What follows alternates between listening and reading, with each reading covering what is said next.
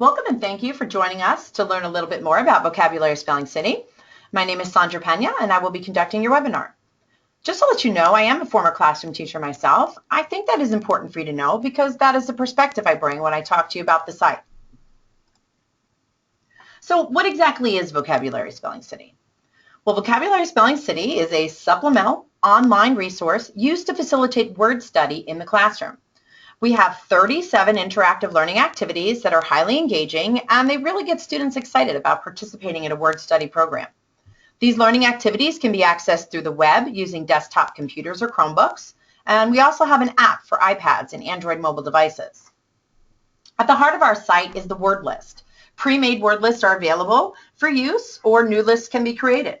Word lists can then be used to introduce, practice, teach, and assess in the areas of spelling, phonics, writing, and vocabulary. So for the next 30 minutes or so, I'm going to walk you through the site and show you its capabilities. We are going to start out with a quick stop in the student setup section, where we're going to talk about how do you set up student accounts, and then we're going to focus on 5 key areas. Those would be adding your word list, creating assignments for your students. We're going to take a look at the student view so you can see what their perspective is. From there, we're going to sample some of those different learning activities, and then we're going to finish up in the test results section where you can see what data is able to be tracked using our program. Now, what we're going to do now is we're going to hop over live into the site, and here I am on our home page, and the first thing I'm going to do is I'm going to go ahead and log in. Now, if you happen to forget your username, you notice that you can log in using the email address that is associated with your account. And if you forget your password, you can just click right down here and request that be reset. Now, I'm logged into the account now, into my account now. Here I am. And the first thing I want to do is I want to point out to you our toolbox up here in the upper right-hand corner. This is what I refer to as your page turner. This is how you're going to change your view so you can perform different functions. If you wanted to create an assignment, you would click on the assignments link. If you wanted to go evaluate some students' writing, you would click there. So as I mentioned, we are going to start out in the students section. So I'm going to go ahead and click on students. And this is the page where student accounts are set up, where you have access to edit their information, and where you can also generate parent letters to send home that have that student username and password information included to get the parents involved right from the get-go. Now, Vocabulary Spelling City offers 2 ways to set up student accounts. Be sure to check with your school's account administrator to see which method your school is using. If you're entering students manually, click on the link to add students right here. You're going to go ahead and type in the student information, the username. Now, usernames do need to be unique to the Vocabulary Spelling City community, meaning that no other user can have that same username. If you happen to choose one that is taken, the computer might just add a number to it. Just be aware of that. Now, for the password, every child in your class can have the same password. You can make them different, completely up to you. And then the rest of the information is just simply optional. You can fill in as much as you like. Once you've repeated that process for however many students you need to add, you would just click Save Students. And there you go. There's my new student that I just added into my account. Now, if you are using our bucket system, what you're going to do is you're going to click on the Add Students, and then you're going to look where it says to get students from bucket. You can use the drop-down menus to filter your search, or you can just type in a specific student's name here. But once you find who you're looking for, you would just go ahead and check them off and click Save. So now I've added 1 student from the bucket and 1 student that I did manually, and you can see that the ones from the bucket have this little asterisk next to them, and that's how you can distinguish. If you're not sure how you got your students into your account, take a look. If it has the little star there, then you did it through the bucket. If it doesn't, then it was done manually. Now, at any time you would like to edit student information, you would simply come over here and just click on the Edit button, and that will take you to a little page where you can just edit their personal information. Now, the next thing you're going to want to do after you have all your students added is to create groups for those students. I do recommend using the grouping feature. It just helps to keep things nice and organized. We'll just call that new group. and I will come down here and check off my new students, and I'll just add in another one just to demonstrate to you that students can be in more than one group at the same time, and then I hit save. So here I have that new group of students that I added to my existing groups in my account, and you will see here's the one student I added from the bucket, the new student that I typed in manually, and one of my pre-existing students that I just added into the bunch. Now, the last thing I'd like to show you on this page are where you can find those parent letters that I've already mentioned. Many of our teachers tell us they really appreciate this feature. It's just a really nice way to get the parents on board right from the get-go. To access these letters, you're going to come up here to this little printer icon and click it. And we're going to look at Print Student Welcome Letter Home, the last option down here. I'm going to go ahead and select for all my students. I can add a little personal message if I choose to the parents, and then I will just go ahead and type in my name and click print. So now what you have is a letter for each of my parents, and it has our web address, it has their child's username and password information, different features that they can access through their student login. Here's where that message would display from the teacher, and notice when I scroll through, I have one for every kid in my class. So that's a really useful feature to help get parents involved. Okay, so let's review the key features that are accessed from the student page. This is the page where you can add and edit student information. You can create groups for your students, and you can also generate those parent letters to get your parents involved right from the beginning. Now, the next section that we're going to focus on is your list management. To access this page, I'm going to click on List Management from my toolbox. So I'm going to come back up here to my toolbox. And let's start out by taking an overall look at the structure of the page. So here you have your title of your page. You have a collapsible menu of directions right here for reference. And then you have different clickable buttons here to perform specific functions. You will also notice the 3 categories of word lists. You have the teacher's regular word list, you have review lists that the teacher generated for the students, and then you also have the student created list folder right here. Now, there are actually 6 different ways that you can get a word list added into your account. You can import them from a reading series. You can import them from another Vocabulary Spelling City member. You can create your own list. If you have the list of words and you just want to type them in yourself, you can do that too. You can allow your students to create their own list. The teacher can generate review lists for students that are based on their past performance on test scores.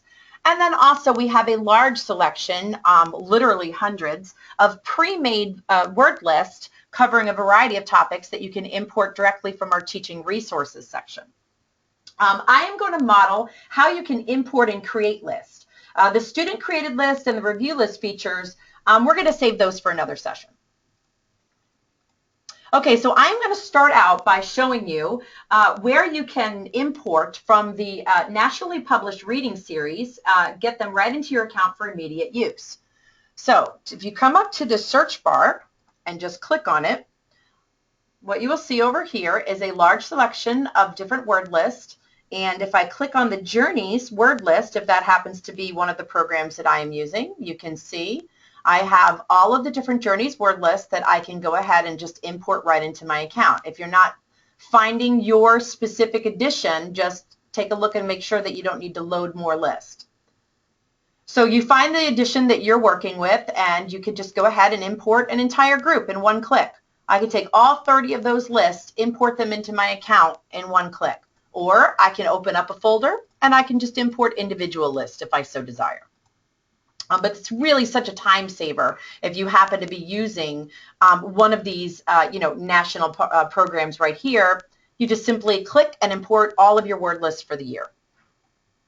Now, while I'm on the search page, I'll go ahead and show you another way that you can get a word list into your account. When I was in the classroom, we did a lot of collaboration with our teammates. So one thing that I really like is that you can go ahead and share your word list with your teammates. So if you type in the name of a teacher who you maybe are interested in using some of their word list, You take a look at the search results. Up here she is. I click on her name.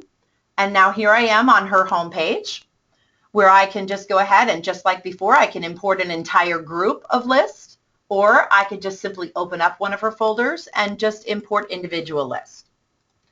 So that's two ways that you can use the search feature to your advantage, is right there, importing the national reading list or from a colleague. Now, another way that you can get word list imported into your account is that teaching resources section that I mentioned. So I'm going to go ahead and click on that blue bar, and that's going to take me to the teaching resources page. Now, I'm going to draw your attention to these collapsible options over here, and what you're going to see is if you open up some of these menus over here, you have a large variety of different word lists that you can import. So, for example, if you happen to be studying Latin and Greek roots, you can click on that. You can click on View the Word List, and here you go. You can just go ahead and import some of those word lists into your account for immediate use. There are literally hundreds of different word lists over here. We have novels here organized by grade level and the vocabulary associated with them, math vocabulary lists, science vocabulary lists. I just strongly encourage you coming over here and exploring, and just go ahead and, open up, click, sight words. There you go. There's so much here to explore. All right, so that's under the teaching resources. Now, let's take a quick peek back to my list management. Where are all these lists going that I'm just clicking and adding into my account, right? All right, so look, here's where they all wind up. Here are the word lists that I imported from the Journeys program. Here are the word lists I imported from my colleague. And here are the word lists that I imported from the Teaching Resources collection. Notice that if you import a single list, they wind up under your Lists Not in Groups, dangling down at the bottom. If you import an entire group, they just fall in line alphabetically with your groups that you had pre-existing. So here's that Junior Achievement BizTown list I borrowed from my friend, and then there's that Journeys folder with all 30 lists in it that I took with one click. There they are. Okay, so another way that I'm going to show you that you can get a word list into your account is just to simply create it yourself. So if you would like to create your own word list, you would click on the link right here where it says Create a New List. And then you're presented with this grid, and you just go ahead and start typing in, give your list a title. You can assign it a grade level and enter a description, although it's not required. And then you just go ahead and start typing in your words. You can type them in one at a time, or you will also notice that there is a little batch entry clicker down below where I'm typing. If you would like to copy and paste a large number of words in at one time, you can do that using that feature there. I'll just type 5 words for our purposes today and hit save. Now the next page that you are automatically brought to is the word verification page. Now this is an important page. There's some information on here that you need to verify. So let's just start out by taking a look at the overall structure of the page. Here at the top you have your directions. Here you have your title of your list that you created. Here's where that description would have displayed had I chose to enter one. And then going down the page, you see here are the words that I chose. Now the left column has the definition associated with each word, and the right column over here has the sentence. Now the first thing you're going to want to do is to verify that yes, these are the words that you intended to have. If you did change your mind and if you'd like to delete any, you can do that. If you forgot one and you want to add one, you can do that.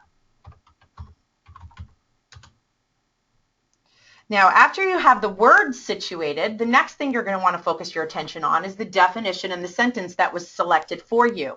Now, I'd like to draw your attention to the word plain here and the definition that was chosen for me by default, not fancy or beautiful. Well, yes, that's accurate. That's what plain means, but not if I'm studying geography. So I need to change that. If you click on the word, what you will notice is that options open up for you. So I could very easily have selected one of these other ones, wide open grassland, or maybe a large flat area of land. Either one of those would have been appropriate. But what you can do, and what I did, is you can create your own. And that's why it says mine in parentheses. So if you'd like to create your own definition, you just simply click there and you just type in your own definition. So I'm going to go ahead and select my definition that I had already customized. And that's the definition and sentence I would like my students to hear and see while they're playing the games. Not fancy or beautiful. That was not the right one. Okay, so once you verify the meaning and you have the correct sentence, other things that you can do from this page is you can manipulate the word order. So if you'd like your students to see the words come up as entered, alphabetical or random, you have that option. You can also set the visibility for this word list. You know, maybe this word list isn't for everybody. You know, maybe you want to keep it private to some people. So here are your options. If it's public, that means it's visible to everybody, all of your students, all Vocabulary Spelling City users.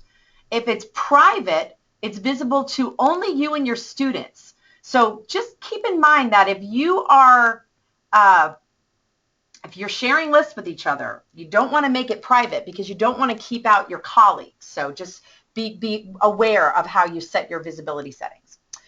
You can do sum, which allows you to decide which students, maybe you want to make this word list visible to only your group 1.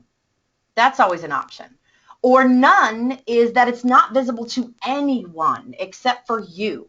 So that's useful if you're setting up word lists for, you know, next week, the week after, but you don't want your students to see them yet.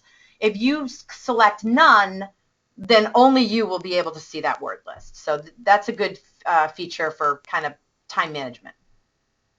All right, I'm going to leave this word list public, and I'm going to go ahead and hit save.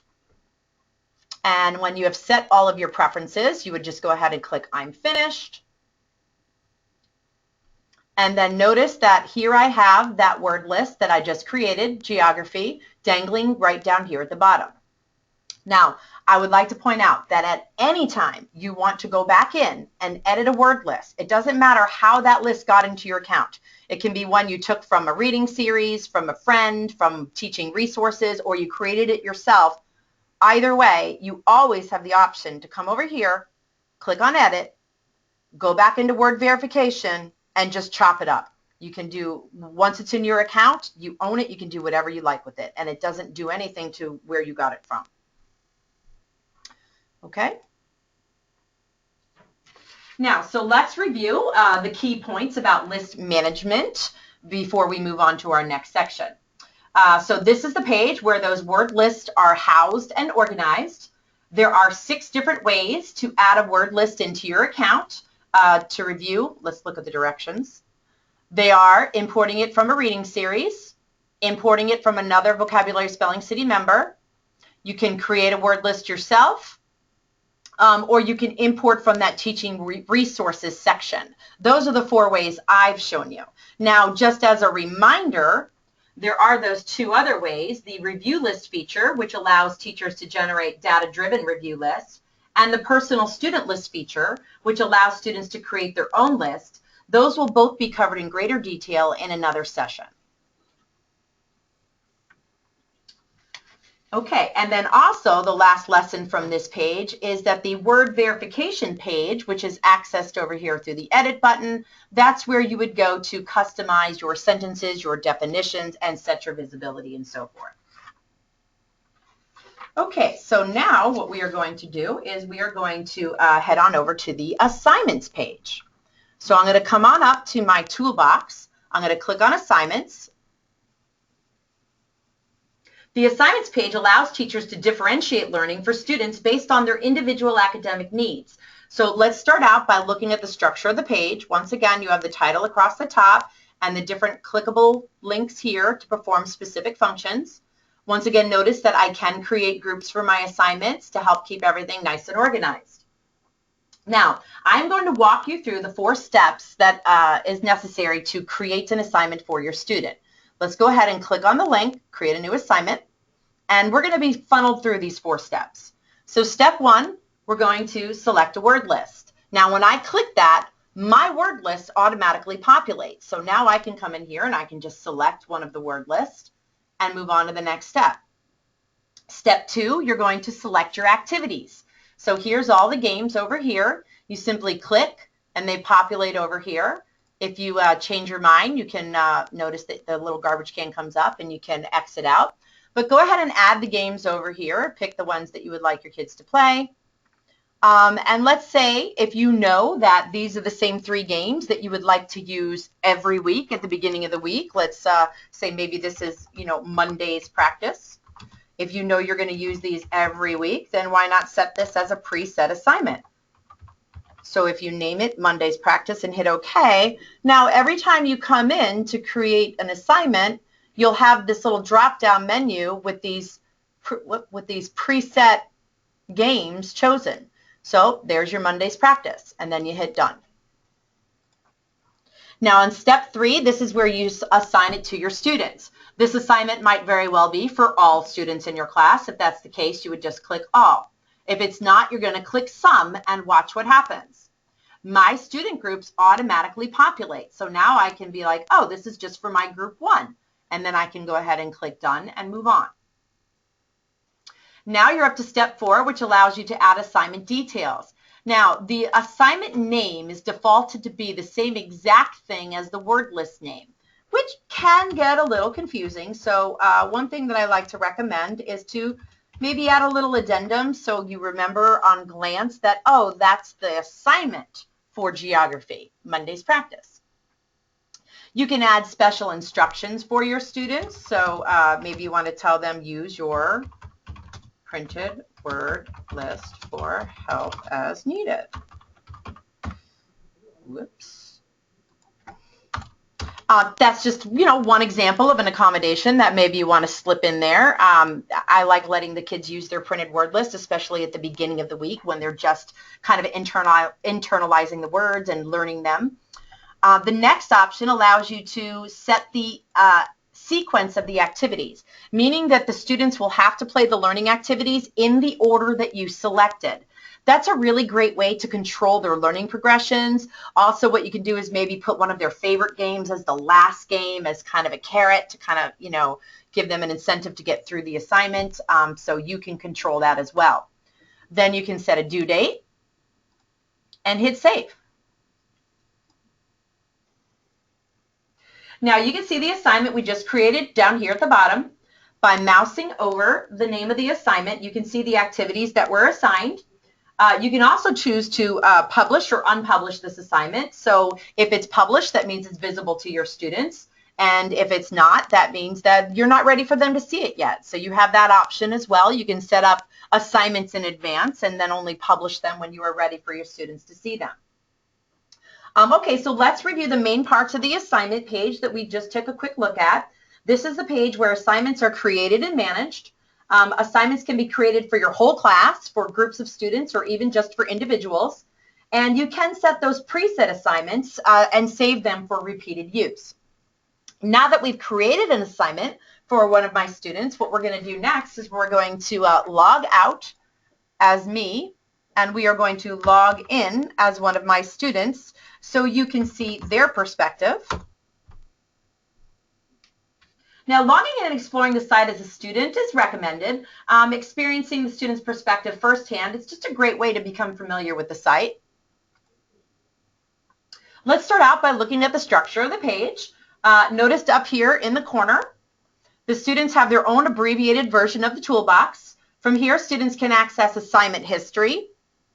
They can click on their student records, which shows a detailed activity history with activities completed, the different word lists that they use, the date, time on task, percent accuracy, missed words. So there's lots of information there for the students and the parents.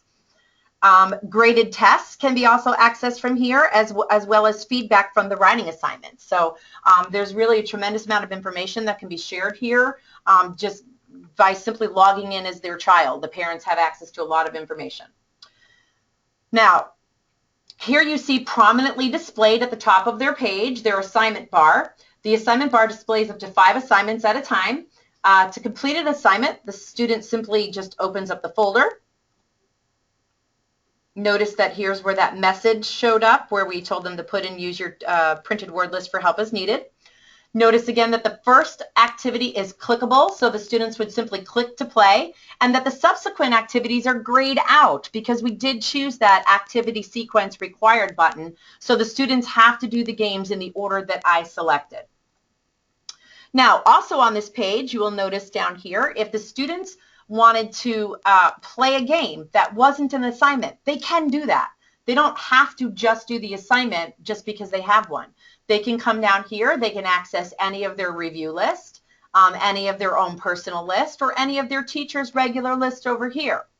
If they were interested in creating their own personal list, if you had that option turned on, this grid should look familiar. It's the same, structure where we typed in the geography list. The students would simply give it a title, type in their words here, and then it would populate over here, and where they could go ahead and play a game, take a practice test, learn a little bit more about the words.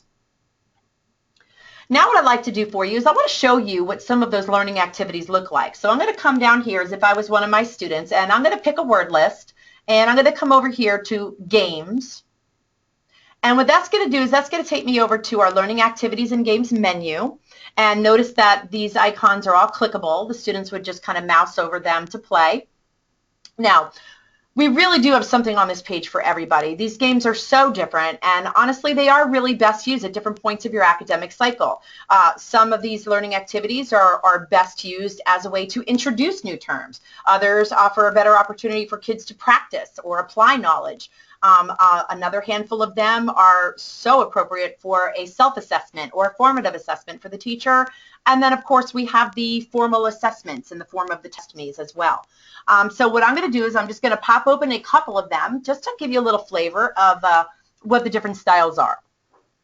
Now, I'm going to start out by highlighting our phonics section up here. These are our newest group of games, if you will, that we've added. And I'm going to go ahead and model Teach Me More. Teach Me More is a really great exercise for introducing words at the beginning of the week as a whole group. You could project this on the screen, also for independent practice as well. Welcome to Teach Me More. Select the buttons below each word to learn more about it. Sail. So the students are presented with a word, and then they have options. They can choose to hear the spelling of the word. Sail. S-A-I-L. Sail. They can choose to learn about the number of syllables. They can hear the word in context. The sounds one is the one that I definitely want to show you. Take a look at this. A-O. Sail. Now what I really like about this is, if you'll notice, A-O. A. notice that the A and the I are together in that box, because it is those letters together that make that long A sound. Now what this activity does is a really good job of demonstrating that connection between what they see, the AI, and what they hear, the long A sound. So it's definitely a little meatier than just listening to the spelling or the syllables, and the students can go through and listen to each of their words like that, so they can get a nice grasp of that sound letter correspondence. Okay, so going back on over to our play a game menu, let's take a look at some of the other activities. Now, maybe if you were interested in some spelling practice, maybe midweek, a couple of the games that I would recommend that are some of our younger users, so not the adult users, but the hang mouse is a favorite that gets talked about whenever I meet students, whenever I go into the schools, and also Speedy Speller. Those are both fun practice games for the kids. Now, if you're looking more to think about how to enhance using words in context and more moving into the vocabulary aspect of it, well, then I would recommend coming down here and checking out some of the vocabulary games. Match It sentences and Which Word sentences in particular do a really nice job of having students using words in context, as well as the crossword game as well. The students have to type in the missing words using those sentences in the context. So it's not about memorizing a definition, it's about using the word in the context. Now, two of the activities that I definitely need to mention are our writing activities. I think that these two are extremely flexible in how they can be applied in the classroom, and they really offer teachers a lot of opportunity to have your students apply and demonstrate what they're learning about their words. We have a sentence writing practice activity and a paragraph writing practice activity. One of the features in particular I like about those two activities is that they both have an audio playback feature to where the students can actually hear their sentences and paragraphs read back to them exactly as they wrote it. Now the last one I'm going to go ahead and show you is the spelling test me. Let's say it's, the end of the week and it's time for assessment. I'm going to go ahead and model for you what it would look like if they go ahead and take a spelling test. It says I already took one with this list, so I'm going to go ahead and take a practice test. Don't forget your list. Begin. Sail. The ship will sail across the sea. So they just go ahead and they can type in their word, and there's no feedback given to them, right or wrong. Pail. I filled my beach pail with sand and water. Rain. Today it will rain, so take your umbrella. Braid. I twist 3 strands of hair into a braid. Wait. I wait eagerly for my new bike to arrive. And if they need to hear the word again, Wait. or the sentence, I wait eagerly for my new bike to wait. I wait eagerly for my new bike to arrive. and then they just do check me. And they get immediate results right there. They see the words they missed, if they want to learn them again. Now, this test, these results, they're immediately in my account as the teacher. It's instantaneous. So that's what it would look like for them to go ahead and take their practice test. If they wanted to print out their own graded spelling report, they can, right there. They don't need to because it does go directly into your account. Okay, so I mean, the games are so different. There's 37 of them. Obviously, you're not going to be able to play them all, but try out a few. Pick out your favorites, and let your kids try out a few, and let them tell you which ones are their favorites. But I think you're going to find that there really is something there for everybody. So now let's review the important features that we talked about from the student view. I'll go back to my teacher's page for that. This is where the students can access and complete their assignments. Students can access their teacher's word list down here and choose a game, just like I was showing you. Students can create a personal word list and then access a game as well. And students can also access their past records and assignments from up here in their toolbox. So now what we're going to do is we're going to log out as a student, and we're going to jump right back on over to the teacher side, where we are going to finish up over in the test results section, so you can see once the students do start playing these games, what's the data that's tracked. So I'm going to come up to my toolbox. I'm going to click on test results. And the first thing we're going to do is we're going to start out by looking at the overall structure of the page. Here you have your title and with the different clickable functions along the top. Now, the first thing I want to show you is that if you click here on Show Viewing Options, is you do have the ability to customize how the data on this page is displayed. You can select the students you see, the word list, how the numbers are displayed as fractions or percentages, and so forth. So check that out. Now, what you see displayed prominently on this page are the average spelling tests for Spelling Test Me, my average vocabulary test for Vocabulary Test Me, and then for the word list that I've chose to display, I have my spelling test and my vocabulary test extending out to the right. If you would like to see a graded spelling or vocabulary test, you simply click on the link right there and the PDF will pop up. I'm going to go ahead and show you where you can access a class set all at one time. I'm going to go ahead and click on this little gear icon right here. And then what we're going to do is we're going to print spelling test grades. You can do print vocab test grades. There's the feature for both. I'll just show you the spelling one. And notice that it generates that graded spelling test report with all the summative data up here at the top, who took it, when they took it, how did they do. And then if you scroll through, you'll see you have one for every student in your class. Now, so that's your spelling and your vocabulary test. As far as accessing data on all of the other learning activities that your students will be playing, you're going to want to come over here and you're going to click on the user's name. And what that's going to do, it's going to bring you to their individual data page. Now, this is the same data page that we are looking at from the student view. The only difference is now the teacher has the ability over here to delete the action. Okay. So let's go ahead and review the basic features of the test results page. Again, this is the page where you can access graded spelling and vocabulary reports, as well as individual student data. You can customize the way that the information is shown. And also, just to point out, up here in the corner under the printer icon, There's a variety of reports that I would recommend you checking out up there as well. Anytime you see one of these little gear icons or a little printer icon on any of the pages, there's goodies under there for you. So just go ahead and start clicking and exploring. Okay, so that wraps up our session for today.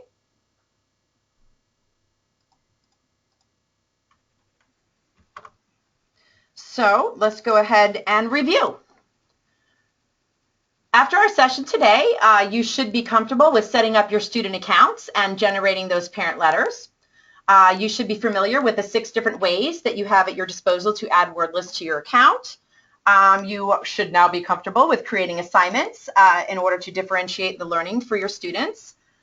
We've become familiar with the student view and had a nice sampling of the different learning activities that are available, as well as where we've seen to track data and where to access the different reports. I hope you were able to pick up some useful information during our webinar today. If you have any questions or comments, please feel free to email us at info@spellingcity.com, or you could call us at 1-800-357-2157, and we would be happy to help answer any of your questions. Thank you for your time, and have a great day.